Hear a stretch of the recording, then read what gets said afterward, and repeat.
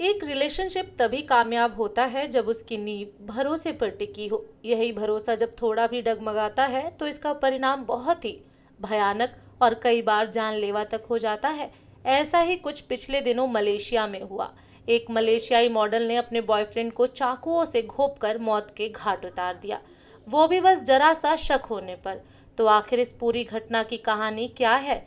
वो कौन सी बात थी कि मॉडल ने अपने ही बॉयफ्रेंड को मौत के घाट उतार दिया? चलिए जानते हैं सब कुछ सिलसिलेवार तरीके से इस वीडियो में। यकीन मानिए पूरी कहानी जानकर आप चौंक जाएंगे, तो वीडियो में अंत तक जरूर बने रहें। दोस्तों, जैसा कि हमने बताया कि ये कहानी मलेशिया की है। सुबह के लगभग 9 बज रहे थे, तभी मलेशिया के क्वालालंगत डिस्ट्रिक्ट पुलिस के पास साइबर जया हॉस्पिटल से एक इमरजेंसी कॉल आती है। ये कॉल हॉस्पिटल के इमरजेंसी डिपार्टमेंट के स्टाफ ने की थी। पुलिस के पास कॉल करने वाला स्टाफ बताता है कि सुबह के लगभग 7 बजे की युवक को एक लड़की हॉस्पिटल में लेकर आई थी। लड़के की हालत बहुत ज्यादा खराब थी। उसके हाथ और जांघ से बेतहाशा खून बह रहा था। डॉक्टर के मुताबिक उस युवक की स्थिति बहुत गंभीर थी। उसके हालात को देखते हुए उसे बचाने की भरपूर कोशिश की जाती है।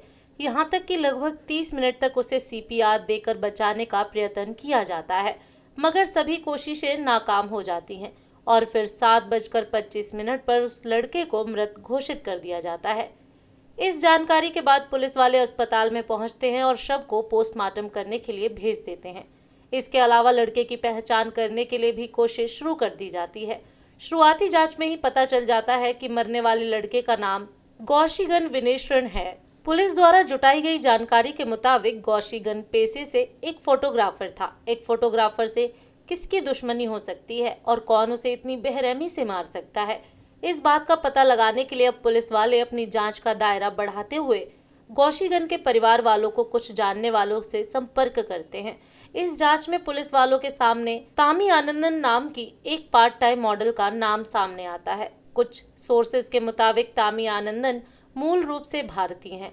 हालांकि मलेशियाई न्यूज एजेंसी के मुताबिक तामी आनंदन और गौशिगन दोनों ही मलेशियाई मूल के ही हैं। खैर, इतना कुछ पता चलने के बाद कुछ दोस्तों से पता चलता है कि तामी आनंदन एक पार्ट टाइम मॉडल हैं। इसके अलावा तामी आनंदन ने मेडिकल की भी पढ़ाई की थी, मगर उसने डॉक्टरी को अपना पेशा बनाने की बजाय मॉडलिंग के क्षेत्र में अपना करियर बनाने का फैसला किया। दूसरी तरफ गौशिगन पार्ट टाइम फोटोग्राफर के तौर पर काम किया करता था। खुलासे के मुताबिक लगभग 3 साल पहले यानी 2021 के आसपास एक दिन गौशिगन एक इवेंट में फोटोग्राफी करने के लिए जाता है। यहीं पर गौशिगन की नज़र पहली बार तामी आनंदन पर पड़ती है।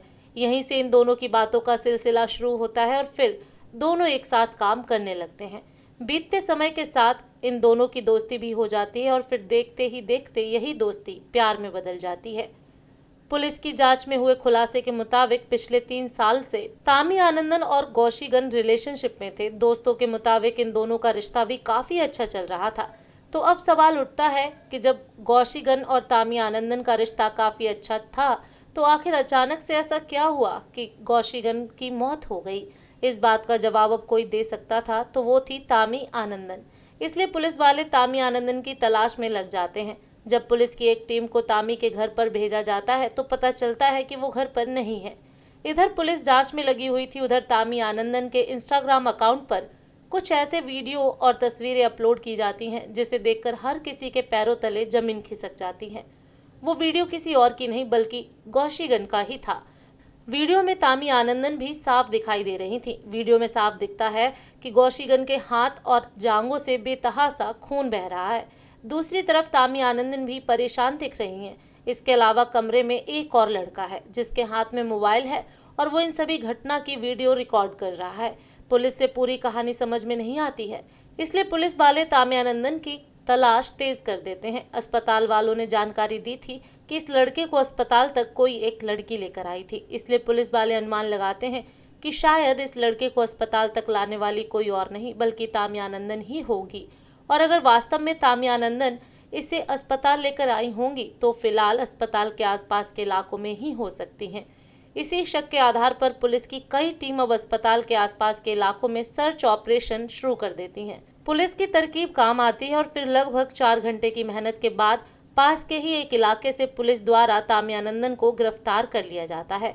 पुलिस द्वारा दी गई जानकारी के मुताबिक पुलिस की पकड़ में आते ही तामिया नंदन खुद को बेगुनाह बताना शुरू कर देती हैं। हालांकि जब पुलिस वाले सख्ती के साथ पूछताछ शुरू करते हैं तो तामिया नंदन स्वीकार कर लेती हैं कि गौशीगन के हाथ और पैरों में जो जख्म के निशान हैं वो उसी ने किए थे। जब पुलिस वाले तामिया नंदन से पूछते हैं कि आखिर तुमने गौशीगन की ये हालत क्यों की, तो इस पर वो कुछ ऐसे जवाब देती हैं जिसे सुनकर हर कोई हैरान रह जाता है।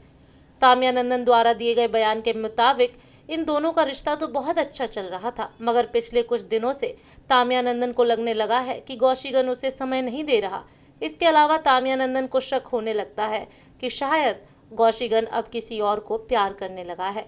इस सोच के आने के बाद तामिया नंदन के मन में जलन की भावना आ जाती है। इसी के बाद 12 मार्च 2024 की सुबह जब गौशीगन तामिया नंदन के पास आता है तो इन दोनों में इसी बात को लेकर थोड़ी बहस होती है।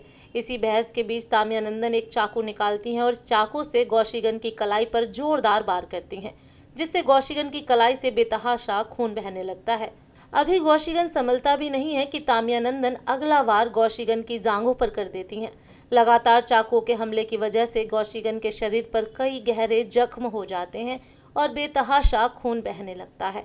इंटरनेट पर वायरल वीडियो में दिखता है कि काफ़ी देर तक गौशीगन खून बहने की वजह से दर्द से लगातार कराह रहा था और मदद के लिए आवाज़ लगाता रहता है, मगर तामिया नंदन यहाँ वहाँ पर मौजूद दूसरा व्यक्ति उसकी कोई मदद नहीं करता। हालांकि थोड़ी देर बाद तामिया नंदन अचानक से गौशीगन के जख्मों पर पट्टी बांधकर खून रोकने की कोशिश करती हैं, मगर वह नाकाम रहती हैं। पुलिस के सामने तामिया नंदन द्वारा दिए गए खुलासे के मुताबिक पहले तामिया नंदन को लगता है कि जख्म गहरे नहीं हैं और थोड़ी देर में अपने आप खून बंद हो जाएगा, मगर जब गौशीगन के शरीर से खून बहना बंद नहीं होता है तो तामिया नंदन घबरा जाती हैं और पहले तो वो पट्टी लगाकर खून रोकने की कोशिश करती हैं। इसी बीच जब गौशीगन की स्थिति बिगड़ने लगती है तो तामिया नंदन उसे लेकर पास के एक निजी अस्पताल में जाती हैं। क्योंकि गौशीगन की हालत ज़्यादा गंभीर हो चुकी थी, इसलिए पास के निजी अस्पताल वाले उसे एडमिट करने से मना कर देते हैं। इसी के बाद तामिया नंदन उसे लेकर साइबर जाया हॉस्पिटल जाती हैं। यह हॉस्पिटल इन दोनों की लोकेशन से काफ़ी दूर था, इसलिए यहाँ आते आते काफ़ी देर हो जाती है। इस बीच गौशीगन की हालत भी बहुत ज़्यादा खराब हो जाती है। अस्पताल लाने पर CPR देकर उसे बचाने की कोशिश की जाती है, मगर आधे घंटे की मेहनत के बाद उसे मृत घोषित कर दिया जाता है। इस बीच मौका पाकर तामिया नंदन वहां से भाग जाती हैं। इस खुलासे के बाद पुलिस द्वारा तामिया नंदन को गिरफ्तार कर लिया जाता है। पुलिस द्वारा दी गई जानकारी के मुताबिक तामिया नंदन पर हत्या की धाराओं के तहत मामला दर्ज करते हुए आगे भी मामले की जांच की जा रही है। पुलिस के मुताबिक इस पूरी घटना की वीडियो बनाई गई थी और उसे इंटरनेट पर अपलोड किया गया था, इसलिए माना जा रहा है कि शायद ये हत्या सोशल मीडिया पर लोकप्रियता पाने के उद्देश्य से भी की गई होगी। अब इस हत्या की सच्चाई असल में क्या है वो तो आने वाले समय में ही पता चल पाएगा। आपकी जानकारी के लिए बता दें कि गौशीगन के बड़े भाई की मृत्यु भी यही कोई 8 महीने पहले कैंसर की वजह से हुई थी। दोस्तों, आपके अनुसार निर्दोष फोटोग्राफर की बड़ी बेरहमी से हत्या करने वाली मॉडल को क्या सजा मिलनी चाहिए? कमेंट बॉक्स में ज़रूर बताएं।